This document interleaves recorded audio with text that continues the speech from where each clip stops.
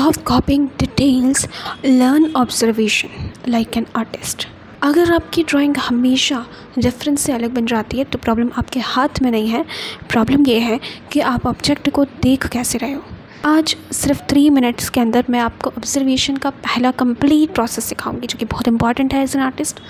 First है simplification. Object को details से कभी मत देखो और ना ही उसको डिटेल्स से बनाना स्टार्ट करो। सबसे पहले हमेशा आपको उसकी बिगेस्ट शेप देखनी है कि किस पूरे एरिया के अंदर वो ऑब्जेक्ट ब्लॉक किया जा सकता है, उस रैंडम शेप को अप्रोच करना है।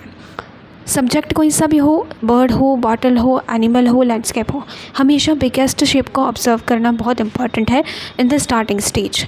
हर सब्जेक्ट को सिंपल रैंडम शेप में कन्वर्ट किया जा सकता है क्योंकि एंड वो ईजी होता है क्योंकि हर एक सब्जेक्ट के अंदर हमें कर्व्स देखने को मिलते हैं, सर्कुलर ऑब्जेक्ट्स होते हैं एंड इसी वजह से हम उनको कंपेयर नहीं कर पाते साइज़ एंगल के फॉर्म में एंड हम इसीलिए लाइंस के फॉर्म में उस रैंडम शेप को अप्रोच करते हैं पहले। Number 2 biggest shape. अब रैंडम शेप के अंदर अप्रोच करना है तो कैसे करना है कि आपको मैक्सिमम 7 to 8 लाइंस के अंदर उसको ब्लॉक करना है। वो कैसा भी ऑब्जेक्ट, कोई सा भी ऑब्जेक्ट हो सकता है एंड स्मॉल कर्व्स को आपको छोड़ देना है, सिर्फ मेजर डायरेक्शन देखना है। मेजर डायरेक्शन मतलब बीच के जो छोटे छोटे कर्व्स, छोटे एंगल्स हैं उनको आपको ब्लॉक करते हुए आगे की तरफ जाना है, स्मॉल कर्व्स को आपको वहीं छोड़ देना है। रैंडम शेप क्या होती है? This is called the random shape. इसका कोई नाम नहीं होता, कोई इंडिकेशन नहीं होता। फॉर एग्जांपल अगर एक सर्कल है, स्क्वायर है तो उसका हमने नाम दिया हुआ है क्योंकि उसका एक फ़िक्स शेप है। सर्कल है तो उसके 4 साइड्स इक्वल होते हैं, ये हमें पता है, दैट इज़ वाई हम उसको सर्कल बोलते हैं। तो किसी भी रैंडम शेप का कोई फ़िक्स नाम नहीं होता क्योंकि उसके फ़िक्स कोई क्राइटेरिया, कोई साइज़, कोई एंगल, डायरेक्शन नहीं होता है। वो ऑब्जेक्ट के अकॉर्डिंग चेंज हो सकता है एंड इसीलिए हम उसको रैंडम शेप कहते हैं। Number 3 transfer. अब ट्रांसफ़र कैसे किया जाता है? अगर आपने रैंडम शेप के फॉर्म में देखना स्टार्ट कर दिया, ब्लॉकिंग आप करना स्टार्ट कर चुके हो तो ट्रांसफ़र करना भी बहुत इंपॉर्टेंट है।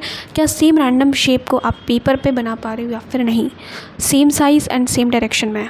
सबसे पहले किसी भी रैंडम शेप का अप्रोच करते वक्त वर्टिकल या हॉरिजॉन्टल लाइन से स्टार्ट करना है, यानी वो लाइन स्टैंडिंग पोजीशन होती है, यानी कि वो स्ट्रेट होती है तो उसको कंपेयर करना इजी होता है क्योंकि एक हॉरिजॉन्टल या वर्टिकल लाइन जो स्ट्रेट है उसका सिर्फ साइज़ देखना है। लेकिन अगर आप एक स्लैंटिंग लाइन को पहले बनाओगे तो बाकी के लाइन के कंपैरिजन में प्रॉब्लम आएगी एंड ऑल्सो किसी भी एंगल की साइज़ के साथ साथ उसका डायरेक्शन भी देखना पड़ता है। That is why you have to start from the straight line क्योंकि वो आपकी बेस लाइन है।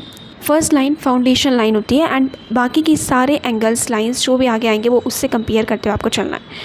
हर लाइन के बाद कंपेयर करना बहुत इंपॉर्टेंट है। ऐसा नहीं कि आप दूसरी लाइन गैस कर रहे हो तो उसको कंपेरिजन नहीं किया। हर एक लाइन के बाद 3 सेकेंड्स का पोज दो एंड कंपेयर करो क्या वे सही जगह पर है क्या फिर नहीं।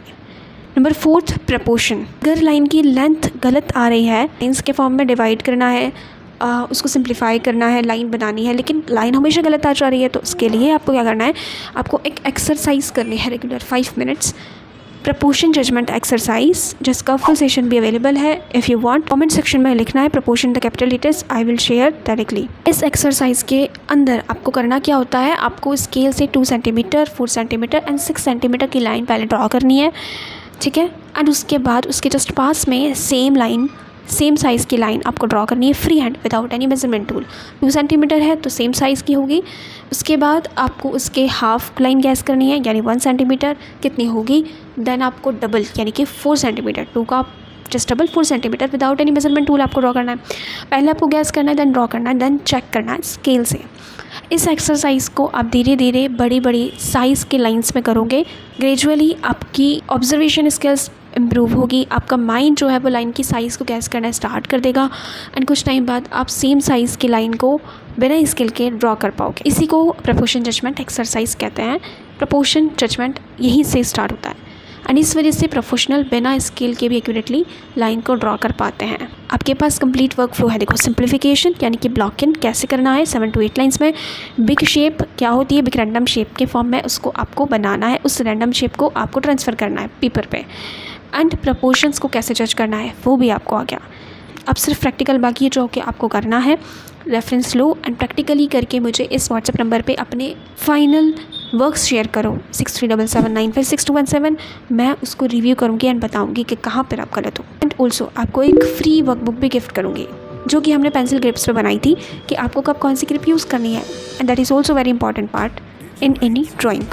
नेक्स्ट पार्ट में हम एंगल जजमेंट और पोजीशनिंग का प्रैक्टिकली वर्क फ्लो सीखेंगे, क्योंकि आई नो कि आपको एंगल्स में प्रॉब्लम आने वाली है एंड पोजीशनिंग में। Stay connected, don't forget to like and subscribe. अगर पसंद आया है तो आपके पास नेक्स्ट लेसन जब भी मेरा आएगा नोटिफिकेशन डायरेक्टली आ जाएगा। Tap the bell icon for the upcoming notification. It's feeling like a cold dark winter and the sun still behind the trees, yeah. She asked me if I had another minute and I ain't had the heart to leave, yeah. It's feeling like a cold dark winter and the sun still behind the trees, yeah. She asked me if I had